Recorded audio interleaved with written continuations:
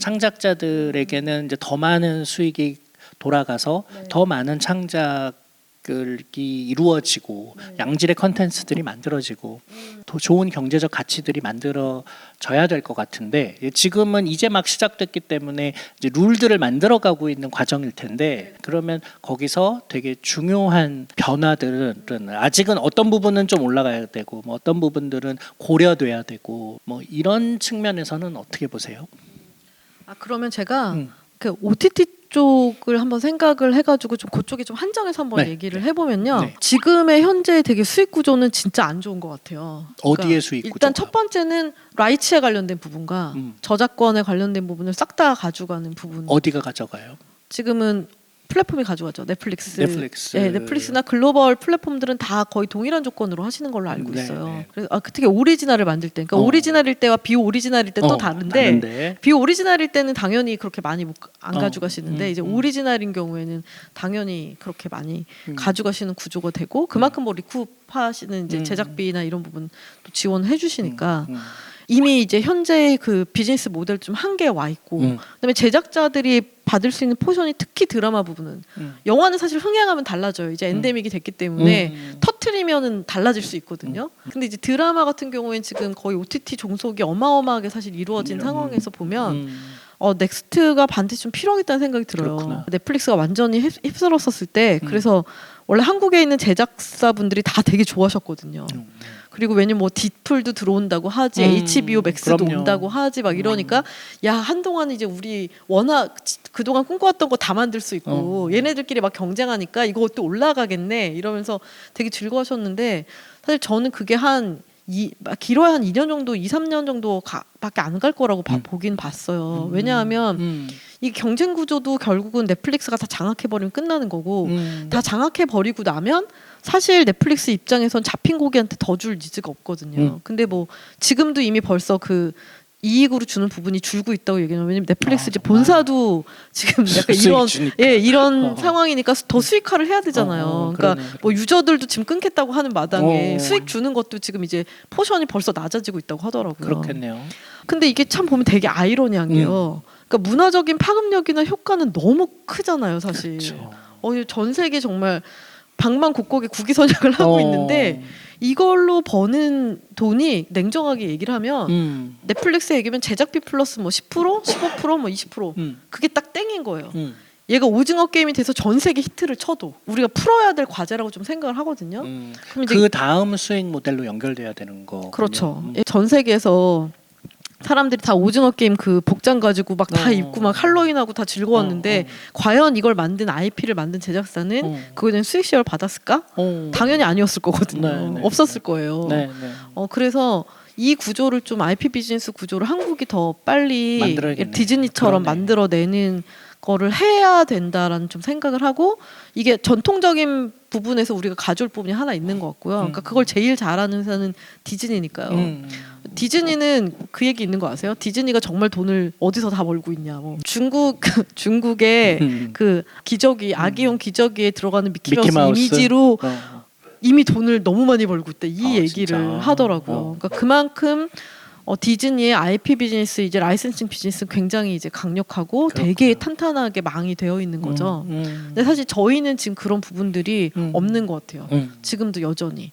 그래서 이제 이렇게 전통적으로 이미 디즈니가 하는 부분에서 저희가 어떻게 적용하거나 가져올 수 있는 부분으로 해서 IP가 완전히 미친 듯 떴을 때 이걸 되게 확장하는 구조를 어떻게 만드냐. 이 부분은 디즈니를 보면서 연구해가지고 많이 좀 가져왔으면 좋겠고요. 좋은 생각이네요. 그 다음에 또 하나는 뭐냐면 요즘 유행하는 스테픈 같은 무브 투 언 막 이제 이런 모델들을 되게 보면 뭐 뷰 투 언 같은 것도 충분히 만들 수 있을 것 같은 생각은 좀 들어요. 그래서 약간 블록체인이나 이런 쪽이랑 좀 연결한 모델로 플랫폼을 좀 새롭게 만들어서 거기서 어떻게 보면 유저들한테 다른 방식으로 뭐 NFT를 발행하거나 이런 걸 연결해서 새로 이제 오고 있는 테크놀로지들과 결합해서 IP 수익을 창출하는 모델 이런 두 가지 정도로 좀 디벨롭을 양쪽 방향으로 좀 해봐야 되지 않을까라는 생각이 들어요. 넷플릭스의 사내 맞선을 런칭하는 지금 창작자의 마인드로 네, 말씀하신 것 같고요. 네.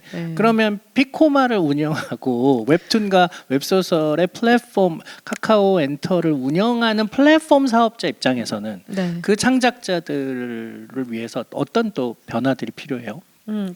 그것도 사실 이제 어떻게 보면 동일한 관점일 수 있는 것 같은데 어떻게 보면 저희도 넷플릭스랑 다를 게 없는 거예요. 어떤 면에서 보자면 넷플릭스는 그거를 이제 가입자 비용으로만 해서 하지만 저희도 순수하게 이 IP를 정말 즐기고 보시는 분들한테만 지금 수익이 나는 구조잖아요. 근데 이제 이거의 IP의 가능성을 어떻게 보면 펼쳐서 더 부가 수익이 나는 창출되는 구조를 아직은 저희가 크리에이터 분들한테 못 만들어 드리고 있단 말이에요. 그러면 이제 저번에 NFT 발행한 거나 약간 이런 거에서 가능성을 본 것처럼 그렇게 좀 테크랑 결합한 부분에서 하나 만들어 드리는 게 하나가 있는 것 같고 또 하나 또 저희가 이제 가능성을 보는 부분이 좋아하는 팬들이 굉장히 이제 2차 창작물 같은 걸 되게 많이 만들고 자기네들끼리 되게 소소하게 막 소품종 다량 생산하면서 막 즐겁게 이렇게 만들고 계시는 부분들이 있는데 저희가 그냥 내버려 두긴 하죠 지금. 그쵸. 근데 이제 아마 이거 만드시는 분들도 한켠에는 내가 이걸 이렇게 해도 될까? 이제 이런 게 있고 네. 또 한편에서는 또 이제 창작자 분들도 이거 또 팬들이 한다는데 또 내가 뭐 뭐라고 그쵸. 하지 말라고 하기는 사실은 이제 저작권에 위배는 되는 거지만 네, 또 하지 말라고 하기는 좀 그렇죠. 좀 그런데 약간 이런 생각을 하고 계신 것 같아요. 저는 약간 이제 우리가 프로그램 살빙 할 수 있는 영역이라고 좀 생각이 들어요. 또 했을 때 되게 좋은 영역이라고 생각이 들거든요. 그래서 그러니까 초기에는 좀 이렇게 활성화되도록 놔뒀다가 그쵸. 이제 어느 정도 이런 것들이 자리 잡으면 네. 룰을 만드는 일을 하셔야 되는 거네요. 그렇죠. 그래서 그게 좀 더 활성화될 수도 있고 거기서 벌어지는 일들이 창작자한테 되게 수익으로 연결이 되는 구조를 좀 저희는 만들어서 그 판을 좀 깔아드리는 그런 역할을 좀 했으면 좋겠다 그런 생각은 해요. 그래서 디즈니는 전 이런 생각을 하거든요. 야 쟤네는 그러니까 영화가 광고예요. IP 광고거든요. 전 세계 영화를 뜨는데 광고하면서도 돈을 버네. 그 겨울왕국 막 전 세계 되게 깔아가지고 돈을 막 애들이 전 세계 이제 모든 그 여자아이들이 엘사 드레스를 다 사 입고 막 그 노래를 듣고 막 이제 이런 것들을 하는데 얘네는 이걸 까는데 보통 광고로 까는 게 아니라 이걸 돈을 주고 까네. 이런 느낌이거든요. 그러니까 어떻게 보면 이제 넷플릭스랑 저희도 되게 잘 공존해야 되는 방법이 넷플릭스가 전 세계 어떻게 보면 우리한테 그래도 일정 부분 많이 주진 않지만 흥행 뭐 이제 수익을 주면서 어쨌든 전 세계 이렇게 런칭을 해주면 IP를 어떻게 보면 굉장히 알려주시는 거니까 그걸 활용해서 어떻게 보면 이제 비즈니스화하는 부분을 좀 더 디벨롭을 해야 되겠다. 맞네요. 그거는 디즈니가 제일 잘하니까. 디즈니를 열심히 파서 우리도 좀 그 부분을 전통적인 영역에서 또 테크랑 결합된 영역에서 디벨롭을 좀 시키는 게 저희가 좀 해야 될 일이 아닌가 그런 생각합니다. 그 또 하나 이제 좀 제가 관심이 있고 궁금하고 중요하다고 생각하는 것 중에 하나가 플랫폼의 창작자에 대한 간섭이에요. 그 플랫폼 회사의 작품에 대한 간섭. 어떤 선이 적절한가? 일단 그러니까 카카오 페이지 같은 경우에는 그거를 약간 저희의 출판사들이 하시죠. 그러니까 출판사라고 하고도 저희는 약간 지금 스튜디오라고 표현하는데 그러니까 저희는 스튜디오랑 보통 계약을 비즈니스 계약을 보통 많이 하고 그 작품에 관련된 어떤 퀄리티업이나 이런 부분에 대한 건 그 개별 스튜디오에서 작가들이랑 하세요. 그래서 이제 플랫폼이 그거를 직접적으로 하는 거는 거의 없고 다만 막 저희가 하는 거는 이제 학부모들한테 뭐 예를 들면 요청이 들어와서 이게 너무 성적인 표현의 수위가 높아서 이 부분은 우리가 이제 이 부분은 좀 어렵겠습니다. 요 정도인 것 같아요. 폭력적이거나 약간 이런 부분에서 약간 항의가 들어올 때 이제 그 부분에 대한 의견을 전달해 드리는 정도고 사실 이제 이거 진짜 되게 어려운 문제인 것 같아요. 그냥 제 개인적인 입장은 좀 놔둬야 되지 않나라는 생각을 많이 해요. 사실 찬반 양론이 막 올라오는 경우도 있고 뭐 저희 쪽은 아니었지만 사실 이제 다른 플랫폼에서 웹툰 같은 경우도 그런 거에 되게 휘말렸던 경우들이 꽤 많았어요. 그때 이제 다른 회사들이 취했던 입장도 보면 기본적으로는 창작자의 자유를 리스펙하는 걸로 좀 했었었거든요. 일단 근데 웹툰 소설이랑 또 이쪽은 좀 다른 것 같아요. 왜냐하면 여기는 한번 딱 들어갈 때 뭐 수백억의 예산이나 이런 게 되게 투입되는 굉장히 이제 거대한 프로젝트고 저희 같은 경우에 어떻게 보면은 훨씬 더 거칠거나 또 더 다양한 얘기들이 막 이렇게 올라오는 형태의 이제 원천 스토리 쪽이다 보니까 사실 이쪽은 저는 조금 더 개입이 최소화되어야 되지 않나 거의 없어야 되지 않나라는 생각을 좀 이제 가지고 있고 이쪽은 이제 산업이 달려 있다 보니까 이 부분에 훨씬 더 좀 이제 많이 민감한 것 같아요. 근데 그 말씀하신 그 최종 편집권에 관련해서 대부분 제작사에서 갖고 있으니까. 가지려고 하는 경우가 되게 많고 약간 그런 경우들이 꽤 있다고 들었거든요. 그래서 그 부분은 사실 저희도 그런 큰 규모의 프로덕션을 하지 않으니까 약간 좀 어렵긴 하지만 기본적으로는 사실 크리에이터들 쪽에 그 부분은 놓고 유저들이나 아니면 독자들이나 그 영화를 보시는 분들한테 관객들한테 사실 맡겨야 되는 거의 좀 가깝다고 생각을 많이 들어요. 네. 예, 예. 네. 그거와 관련돼서 이제 좀 더 큰 틀에서 OTT의 간섭을 넘어서서 검열, 심의 뭐 이런 것들과 관련된 이슈인데 검열은 많이 줄어들긴 했습니다만 어쨌든 사전 심의도 하고 존재하는데 넷플릭스 시대가 되면서 그 사실 무슨 의미가 있나 싶거든요. 그래서 한편으로는 일반적인 작품들에 대한 그 심의나 검열이 앞으로 어떻게 진화될 거냐 그리고 뭐 아동에게 유해한 그 진짜 컨텐츠들을 과연 우리는 제어할 수 있나 이거를 어떤 식으로 컨트롤해야 되지 넷플릭스 X 해서 19세 이상들만 들어갈 수 있는 어떤 것들이 앞으로 등장하게 될까 레진 코믹스처럼 조금 더 성인들만 성인들을 수 접속할 수 있는, 있는 그런 콘텐츠들은 앞으로 어떤 식으로 또 더 많이 등장하게 될까 이런 것들이 좀 궁금합니다. 그 속도나 시대 변화가 너무 빠르기 때문에 거기에 좀 맞춰서 좀 같이 빨리 좀 움직여 주셔야 되는 부분들이 있는 것 같아요. 그렇지 않으면 이게 지상파 콘텐츠들의 경쟁력 자체가 점점 더 너무 이미 많이 지금 약화되고 있지만 더 심해질 거라 그 외의 부분에 대해서는 좀 이런 생각이 있는 것 같아요. 그러니까 이게 사실 테크로 규제를 할 수 있는 부분이 많죠. 당연히 뭐 인증해서 딱 너 에이지나 이게 아닌 애들은 여기 컨텐츠 접근 못하고 이런 건 기술적으로 너무 잘할 수 있기 때문에 사실 이제 이런 부분들은 가능하게 당연히 기술적으로 할 수 있기 때문에 이런 부분은 빨리 할 수 있는 것 같은데 이 문제는 그런 것 같아요. 사람이 문제인 것 같아요. 늘 우리 세대보다 더 기술 친화적인 세대이기 그렇죠. 때문에 또 다 뚫어요. 어떤 막. 것도 뜰 수 있죠. 어떤 것도 또 뚫어요. 물론 그렇다고 해서 아예 방벽을 세우지 않는 거는 또 아닌 것 같긴 한데 이제 그렇다 해도 이게 뚫릴 놈한테는 뚫릴 것 같다라는 좀 생각은 들거든요. 네. 우리가 당면한 과제들을 좀 생각을 해볼 때는 시장을 바라보는 환경 자체가 이미 사실 국내만 바라봐서는 안 되는 것 같은데 저는 좀 답답한 지점은 거기에 있는 것 같아요. 그러니까 뭐 인터넷 기업들도 사실 이제 역차별에 관련된 거를 이제 네이버 이혜진 회장님이 거의 몇 년 전에 얘기하신 이후로 되게 많이 화두가 되고는 있지만 여전히 예를 들면 이것도 국내만 그렇게 규제가 되는 거잖아요. 뭐 넷플릭스 뭐 규제 안 받고 막 하고 있고 유튜브는 더 심하잖아요. 넷플릭스나 뭐 저희 같은 경우는 사실 어느 정도 이제 그 프리미엄 콘텐츠이기 때문에 정제되고 약간 그 사업성이 있는 콘텐츠들 위주로 이렇게 정제돼서 올라가잖아요. 네.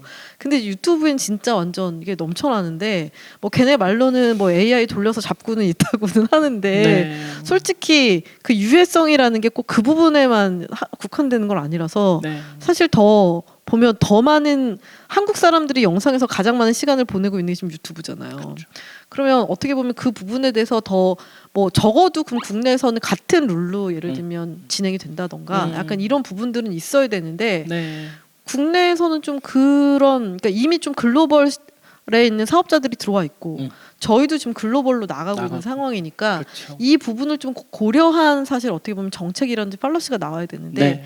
이런 부분이 지금 저희가 아직 사회가 좀 못 따라가고 있다라는 좀 생각이 들어서 이 부분을 좀 많이 개선이 되면 좋겠다는 생각이 듭니다. 네. OTT를 중심으로 해서 미디어 환경이 너무너무 빨리 많이 바뀌어 왔고요. 그게 단순히 영상만이 아니라 진짜 만화, 소설 시장까지도 이제 뭐 게임, 마찬가지인데 뭐 다 게임 연결돼 있죠. 마찬가지고 그래서 이런 큰 상황에서 사실 최전선에 있는 카카오의 비전이라는 건 너무너무 중요한데요. 그래서 카카오가 만들어갈 새로운 가능성 또 상상 그리고 지금 현재 진행하고 있는 것들 또 사회적 책무까지 두루 이제 이야기를 나눠봤습니다. 네, 되게 솔직하게 진솔한 얘기들을 많이 해주셨는데 혹시 뭐 못다한 이야기 뭐 이 한마디는 꼭 하고 싶다 그런 거 있습니까? 저희가 사실 네. 이제 아까도 말씀드렸죠 반만년 역사상 한국의 이제 콘텐츠가 이렇게 정말 전 세계의 주목과 관심과 애정을 사랑을 받는 이런 때는 없었던 것 같아요. 네. 그래서 굉장히 이 한국의 스토리 콘텐츠 뭐 음악 콘텐츠, 뭐 영상 콘텐츠 다 너무너무 큰 가능성 가지고 있으니까 음. 좀 이제 이거 보시는 분들이 좀 같이 음. 이걸 한번 타서 좀 한번 세계적으로 굉장히 이제껏 없었던 거 한번 만들어 보자. 네, 약간 네. 이런 꿈을 가지신 분들 이제 많이 저희랑 함께 해주시면 좀 네, 좋을 것 같고요. 네. 좀 한국의 이제 컬처 씬에서 같이 하시는 분들 좀 다 같이 힘내서 네. 한번 새로운 시대 열어봤으면 좋겠습니다. 네, 네, 네. 지금 설레는 시기잖아요. 네, 그렇죠. 네, 설레기도 저는- 하고 없는 거를 없는데 이제 어떻게 만들어야 그치, 되지? 이러니까 되게 막막하기도 힘들기도 하고 하고. 약간. 근데 이럴 때 많이 여기에 참여해서 저는 이 설렘을 많이 공유했으면 좋겠어요. 네, 네. 네. 그래서 진짜 똑똑한 사람들 또 꿈을 가진 사람들이 여기서 되게 다양한 시도들을 해보고 우리가 뭔가 최전선에서 새로운 시대들을 많이 개척했으면 좋겠습니다. 그리고 그러려는 분들에게 지금 이번 미래 테크놀로지 포럼의 유정혜님과의 대화가 저 영역에서 지금 저런 일이 벌어지고 있구나를 이해하는데 많은 도움이 되셨으리라고 생각이 듭니다. 네, 오늘 좋은 말씀 해주셔서 네, 감사합니다. 감사합니다. 네, 오늘 초대해 주셔서 너무 감사해요. 네. 오래간만에 너무 뵈서 재밌고 너무 재밌었습니다. 유익했습니다. 많이 배웠습니다. 네, 아. 네, 네.